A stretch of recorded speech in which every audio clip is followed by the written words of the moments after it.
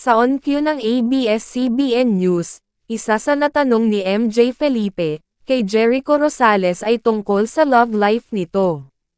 Is finding love part of your 2024? Musician ni MJ.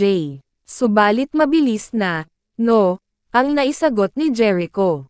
So it's not part of your goal. Falling in love in 2024.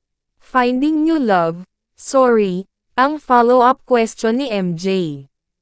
It's too early for that, at inulit pa ni Jericho na, it's too early for that.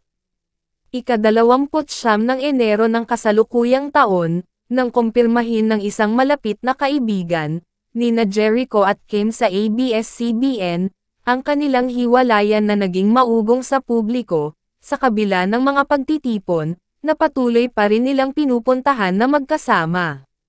Sa kabila umano ng hiwalayan, naging magkaibigan pa rin umano ang dalawa. Si Jericho Rosales ay isang aktor, modelo at recording artist. Ikinasal siya kay Kim Jones, na isa ring kilalang modelo.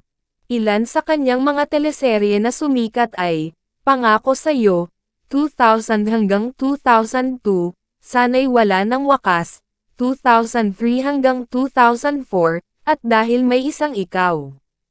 Naitambol siya sa ilang leading ladies, kagaya ni Christine Hermosa, at Heart Evangelista.